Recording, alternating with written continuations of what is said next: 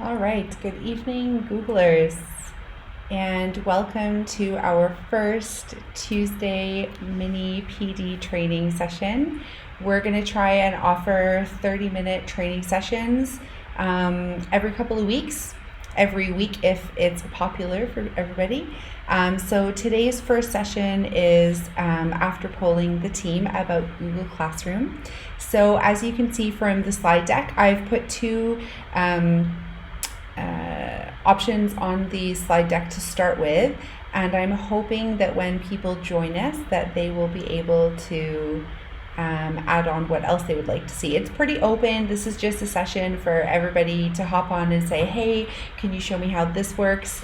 I tried using this in class. I had difficulty with this. Can you let me know how I can improve it or make it better or use it in this way? So it's really just a session that's open to answer your questions, and it's here for you guys. So we will wait for a few people to join us before we start. And if you're new to viewing GGMN, then my name is Georgina and I'm the GG leader for GGMN, and hoping to start soon. If you do join, please go ahead and let me know what your name is and where you're joining us from, and we'll get started.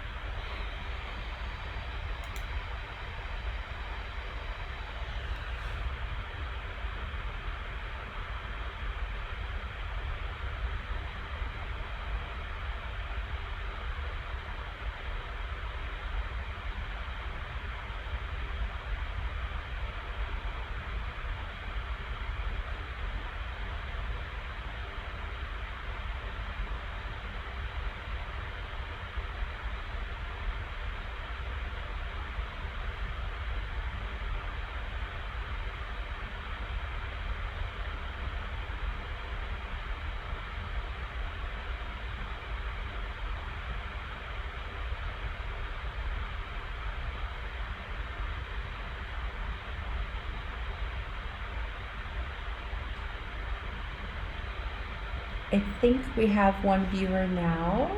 Let us know where you're calling from, or joining from, I should say.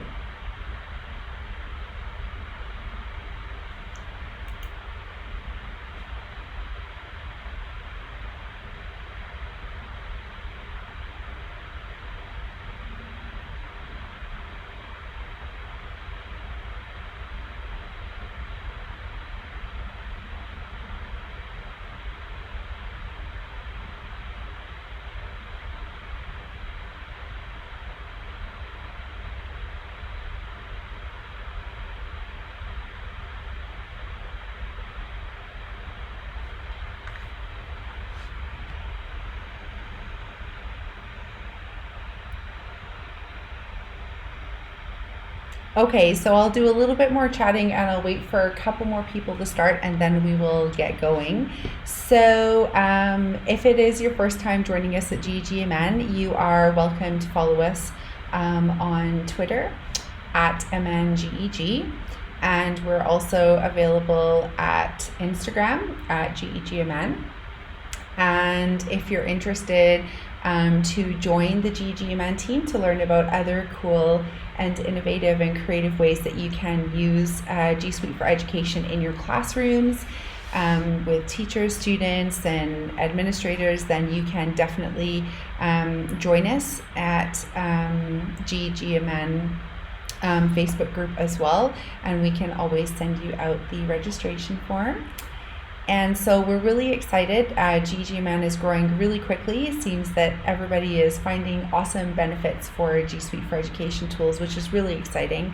Definitely improves the student engagement and just desire to want to learn in fun ways in the classroom. So yeah, we're looking forward to getting started with everybody. So today's session is just 30 minutes, and it's just to review some items again to support people in the classroom with their students. So according to the feedback we received when we asked what everybody would like to hear about, it was Google Classroom. So that's what we're starting with today. And please do just pop in on the chat where you are joining us from.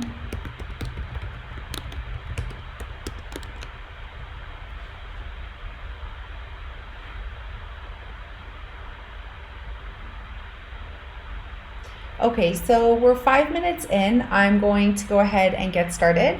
So first up on the list is setting up stream settings. So as a lot of people are fairly new to Google Classroom in the area, this is one thing that we can do to make it more personal to your style of teaching in the classroom. So this is a classroom that's already set up.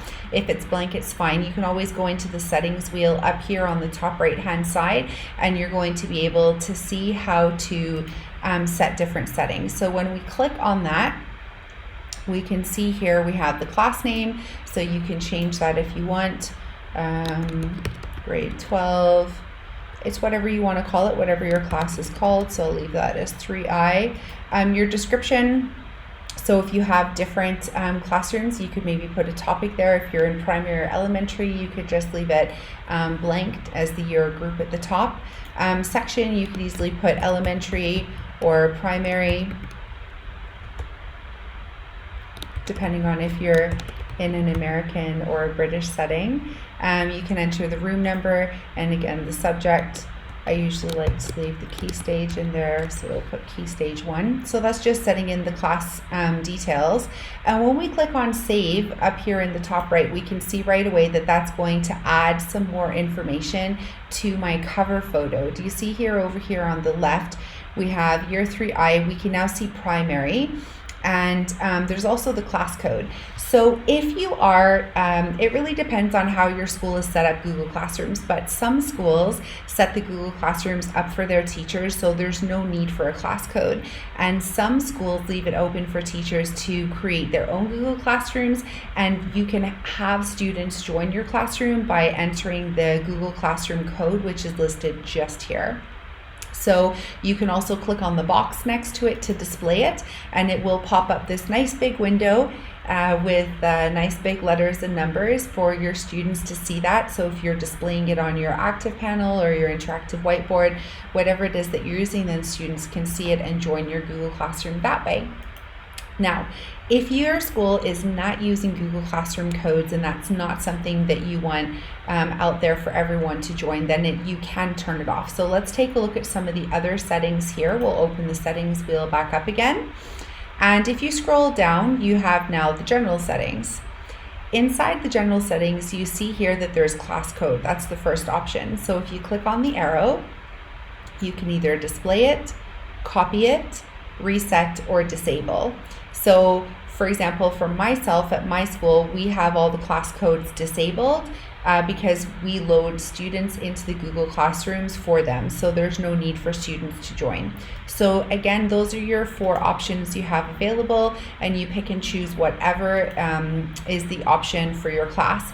If you would like to reset it, so for whatever reason that may be, you can click reset and you'll see there that the class code will actually change. So that's really another great feature for privacy and security that Google have offered us. Okay, the next setting is the stream setting. And some of you may know this already. Again, please just pop your questions in the comment section if you'd like to review something different. If you have a question about Google Classroom, I'm happy to jump over to there. So for the stream setting here, we see students can post and comment. So that means that students can actually go onto the stream wall and they can post something themselves, and they can also comment on other posts that are already listed there. So if you'd like to change that, you click on the arrow and you see there that there are 3 options. Students can post and comment, which is what we had it set out as already, or students can only comment. So this is a really great way if you're introducing Google Classroom for the first time and you don't want to be overwhelmed with lots of posts, because students get really excited, right? A new tool they can use to communicate with their friends in the classroom and teachers, they want to interact with that. So if you would like to not be overwhelmed with having to answer so many posts, then you can just go ahead and you can click on students can comment only, so that you're the only one that's posting, and then they can comment on it. And then for only teachers can post or comment, that means that you're basically saying that the students and teachers that are in your Google Classroom are only able to comment on it. So they're not able to, they're not able to post or comment. And so it's just for the teachers. Sorry, I was a little distracted because one of my colleagues was calling me in my phone, in my headsets. So yeah, it was actually a GEGMN fellow. I think it is Mutassim. So Mutassim, go ahead and you can comment on the right. Okay, and let's see here. Okay, the other options you have in the general section of the stream is show deleted items. So if you've gone ahead and posted items on the stream that you'd like to delete, I personally, in my years of teaching with Google Classroom, have never had to delete a post, but it could happen. And it could happen that students have accidentally posted something and you needed to delete those too. For teachers who have deleted their posts, or students, you can actually turn this sidebar on or off so that teachers can actually view everything that was deleted. So this is a really great way also for supporting well-being in the classroom. So it's a nice way to encourage those students who may have been reflective and deleted a post, and you want to congratulate them for making good choices or different things like that. This is a nice way for you to see what's actually been happening in the Google Classroom stream. And then down here we have Guardian Summaries. So Guardian Summaries can also be toggled on or off. You can see when I turned it on, it pops an information box for me right away, saying that Guardians will receive a summary of their students' work and class announcements, and you can click to see examples, of course, and add all the classes that you teach to the Guardian Summary emails. So this is a really nice feature because perhaps you'd like one of your classrooms to receive, where parents can receive those Guardian Summaries, but not all of them. So you can actually check or uncheck if you want all of them to have this setting or just the Google Classroom that you're in. So I really like that feature. And then you would click on Add to Class, and it's going to make Guardian Summaries available to all of the parents that are added in the People tab. So I'll click on No Thanks for that. And again, Google's really awesome. So they've put a See Example link there. So I'll just open that in a new tab. Oh, I actually had that open for you guys already. So here is the support file from Google that tells you all about how to set up Guardian Summaries for your students, and it gives you an example of what students will see. So parents really like this feature because they're able to see, you can see here due dates as well, and which topics and which classrooms they're in. So it's a really nice feature. Hopefully more and more can get set up on that so that it can be a really inclusive way of including parents and students as well as teachers in the learning process. It's a really nice option from Google Classroom. Okay, if we scroll a little further down inside the stream settings, we see a box there called Grading, and I noticed on the right hand side in my comment section that I don't see any questions, so I'm just going to keep going with what I'm doing, but please do interrupt me because the session is all about the live viewers and people who would like to have questions that would like answered for Google Classroom, okay? All right, so for grading on the left-hand side, we see here that we have grading calculation and grading categories. So for the grade calculation, you can choose by clicking on this arrow button here, no overall grade, total points, or weighted by category. So it's a really nice way you can really personalize what's working for you, or maybe your school has set how they would like that run, but you can choose.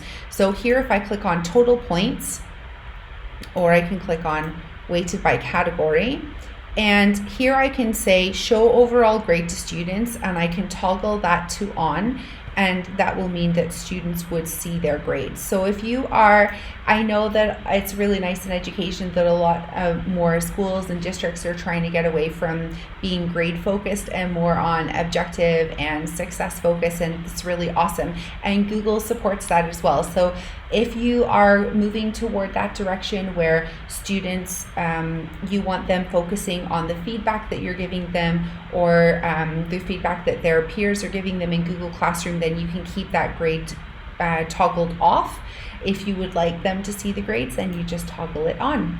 And then since we have selected weighted by category, we can actually click down here under grade categories and we can add the grade category. Right away, you can see here that the grade categories need to add up to 100%, which makes sense. So we can just add the grades, perhaps for one for participation. You might want to weight that 10%. Again, this is just an example. Of course, you as the educator and your school or your teams can decide how you want to weight grades inside the Google Classroom. This is just for pure examples. Another one could be for content. So you might weight that a little bit more of 60%. And we can add another category. We'll call this one participation, content, effort. That might be another 10%. That puts us up to not 105. Let's try 10%. That puts us up to 80. And it's really nice. In red, it tells you that you have 20% remaining that you need to fill. So we'll put in there creativity, another 10%. And maybe for the last 10%, we'll put self-reflection. Or we can just even put reflection, and that leaves peer reflection in there as well. And 10%. And then you can see remaining is 0. So now all of our categories are filled. And when we click save, then any assignments that we create that need to be graded, etc., those will all have those categories in place. So I'll click save on the top right hand side. And you can see here on the bottom left, I have a box that says setting save. So I know that that was correct. All right, so going back to our Google Slides, that takes care of setting up stream settings. Did anybody have any questions about those settings that were covered? I don't see any comments in the comment box, which is okay, so I'll just keep going.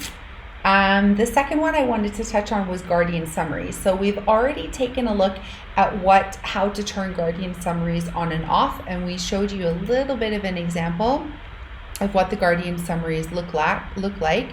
And wanted to let you know that here on the right hand side is set up Guardian Summary emails, and it gives you the step-by-steps. So as an educator using Google Classroom, you can just take the emails of the students' parents, like the mom and the dad, for example, and you can input it inside the people tab. I don't have any people here as this is my trainer domain, but once you've added pupil here, then the option will be right here in this center to invite Guardian. So you can invite them if you want.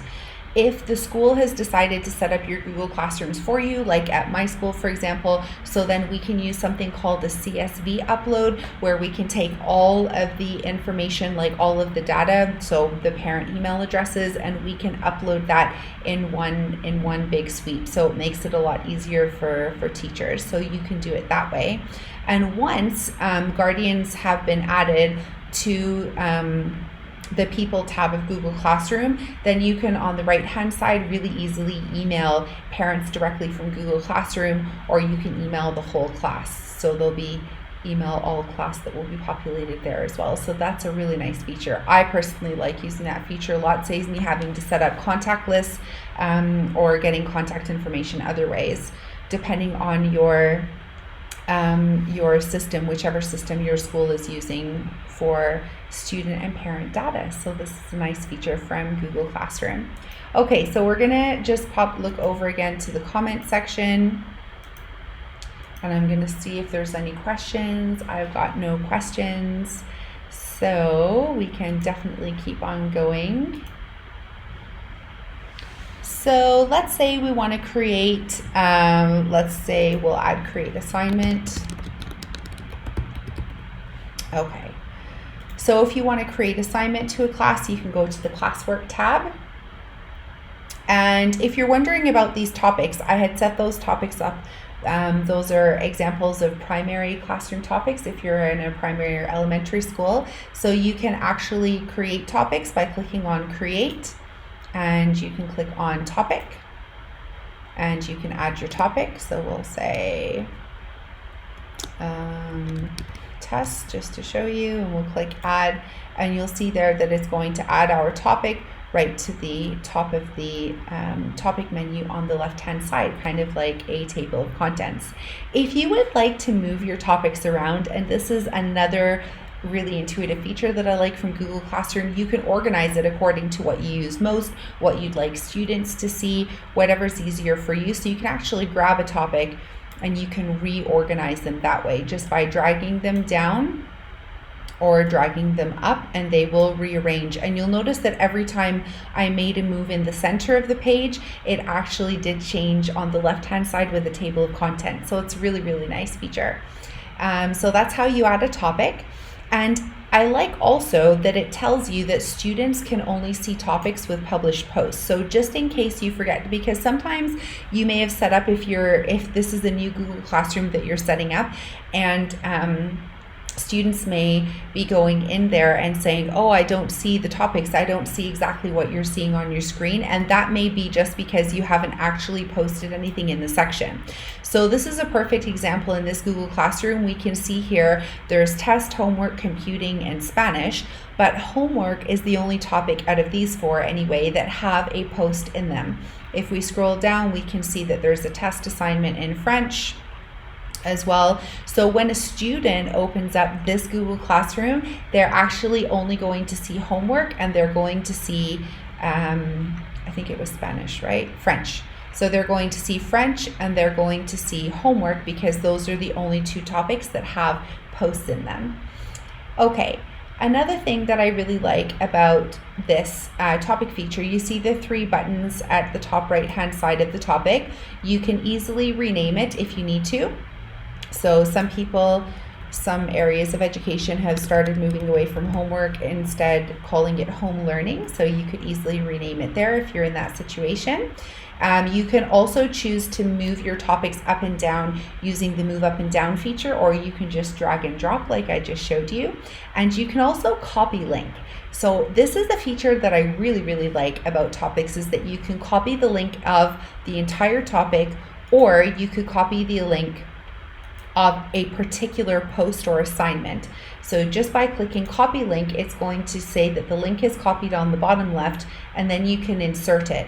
So for example, if you want to insert an assignment, let's say this is an infographic page and you'd like students to be able to go ahead and do that, you would highlight the text, click on the link button at the top, and you would just click Command V or right click and paste to paste the link that was just copied. And now if I click on this create assignment, you'll see that it has opened directly into the classwork tab. So yay, this is a really cool feature. I love that. So one way that we use that, or that I use it when I'm training teachers, is if I want to send them a quick reminder email, or if I want to post it, I can just share the link instead of telling them where to go inside Google. So it just makes it a really easy way for your students and teachers to get to where they need to go inside Google Classroom. So that's one thing that you can do. And I noticed that we are almost out of time. I noticed that there's no questions on the right hand side, so I'll just show you a couple more things. I know we got started 5 minutes late to wait for viewers, so I will show you a couple more things and then we will call it time for today. Okay, so if we want to create an assignment, we can go to the top to the create button and we can click on assignment. And if it is your first time using Google Classroom, which is another great thing, it always tells you how to use the features that are inside the Google Classroom page. In this particular instance, since this is my trainer domain, it's the first time that I opened the assignment field, so it's showing me the new update that was just rolled out for Rubric. So this is really awesome. So if you'd like to post an assignment where Google Classroom will grade it for you according to a rubric, a table that has like doing well, improving, good, great, excellent, etc., then you can use that feature now in Google Classrooms. It's actually still in rollout, so it's going to be finished rolling out soon. So if you don't see it in your Google Classroom yet, be super excited because it is coming soon. Don't worry.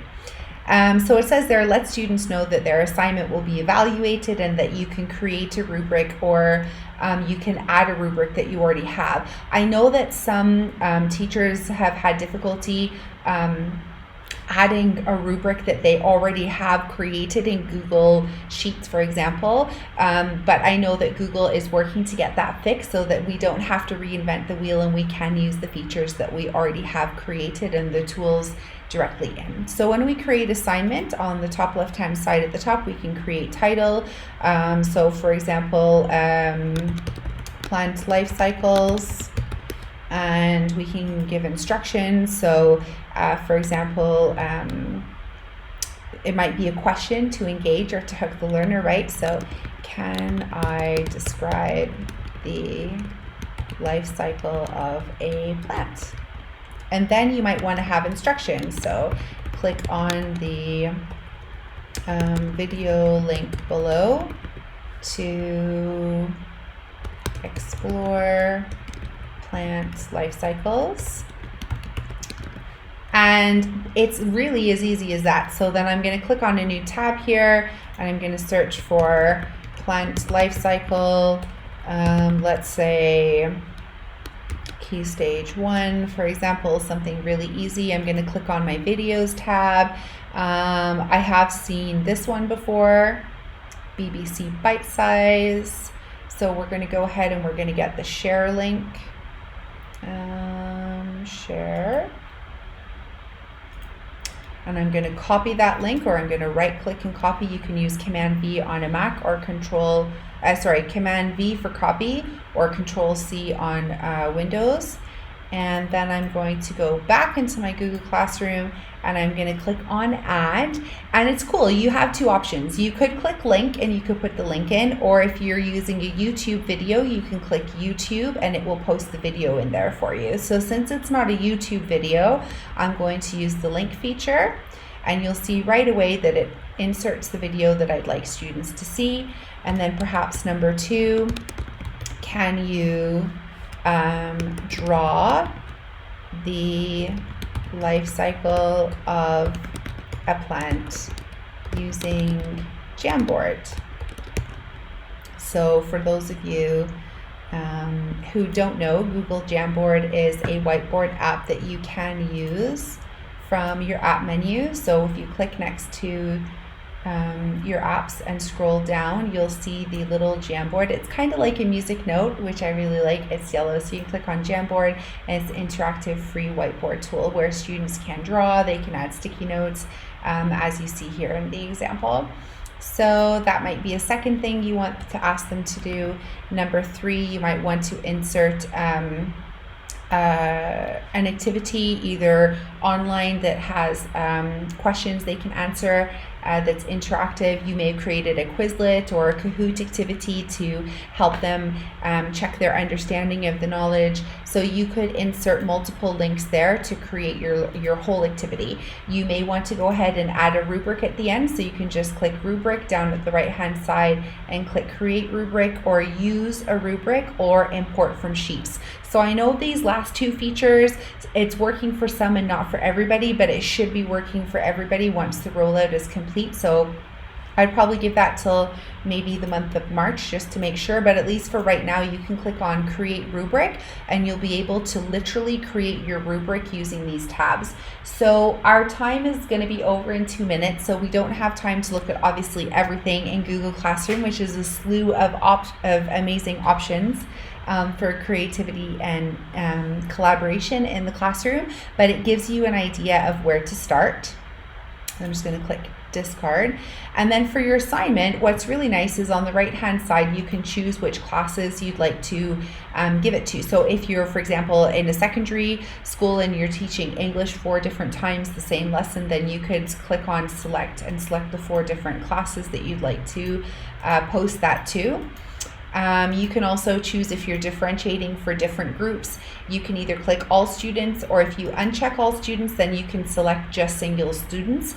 Again, as I mentioned earlier, I don't have any students in my test account, but once you have students, you could select them individually. And then here is our grade category. So when I click on the arrow, you can see all of the categories that I've already added and the points. So if I click on participation, I can choose, do I want to make that part graded or ungraded? I can then click on effort, it's going to ungrade the whole thing. So it really just depends what part of content you'd like to give it, or you can just leave it at no category. So if you and your school's vision is going less grade based, then you can leave it ungraded so that your students don't see. Does that mean that you don't have to grade it? Of course not. You can keep the grades yourself, and like we showed you in the stream settings at the beginning, you can basically tell Google Classroom what you'd like that to display for your students.